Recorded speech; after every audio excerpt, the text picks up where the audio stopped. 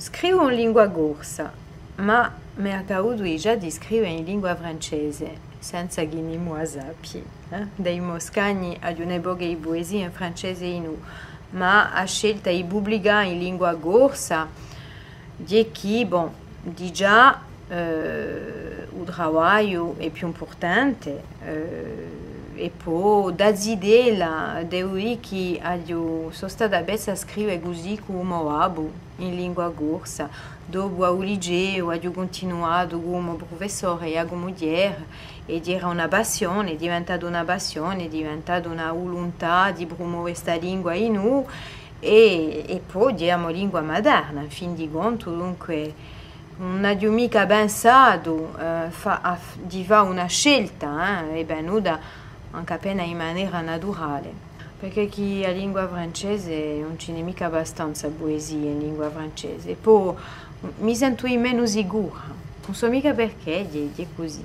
Sono stata più abessa a lavorare in lingua corsa. Dopo c'è il lavoro in noi, una lingua ci si lavora, ci si yoga, ci si piglia un piacere, dunque per me è stato tutto questo piacere di yogarmi con la mia lingua. La prima lingua di creazione per me è la lingua corsa. Della poesia c'è un'evoluzione, a risento io oggi c'è un'evoluzione perché chi, bon, ho lavorato in parecchie forme di poesie e poi ho lavorato in una poesia sciolta. Ho cominciato a lavorare nella sesta tradizionale, da zidella, e ho continuato così. Ciò le di noi che la canzone chiama queste forme qui.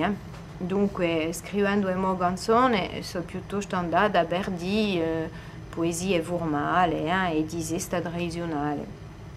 Ho lavorato dopo in tutte le forme di poesia occidentale, con parecchie forme, sonetto, rondello, terza rima, villanelle, sestine, eccetera, dunque influenzate da autori occidentali che hanno scritto in queste forme qui. Ne Boghi, bon, Christine de Pizan, Péronne, Théodore de Banville, Baudelaire, eccetera, ce n'è una mansa.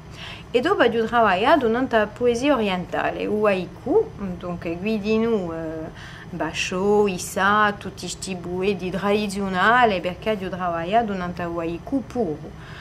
E dopo mi sono liberata da queste forme per scrivere una raccolta in versi sciolti, ispirata da non so che, ma alla fine con dicevo l'acquisto di giocatori fatto Capunanzo.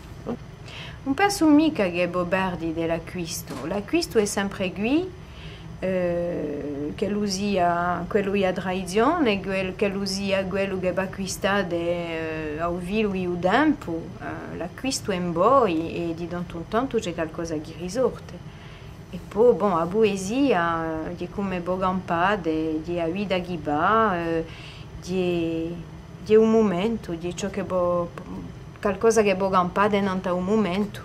Se lo scappa al tradizionale, di chi l'avremo lagato scappa, di chi non sarà forse più un bisogno, di chi le generazioni che verranno e la società che verrà avrà una poesia che sarà sua, che sarà quella che l'avrà scelto, ma penso che non c'è pericolo in questo senso per la lingua corsa e per la poesia in lingua corsa, non penso mica.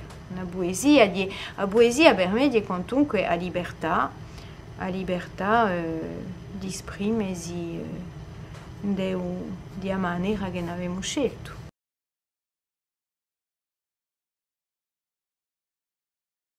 Mi si è perso l'azzurro in fondo al mare, in occhi dell'ombra e la nostra montagna.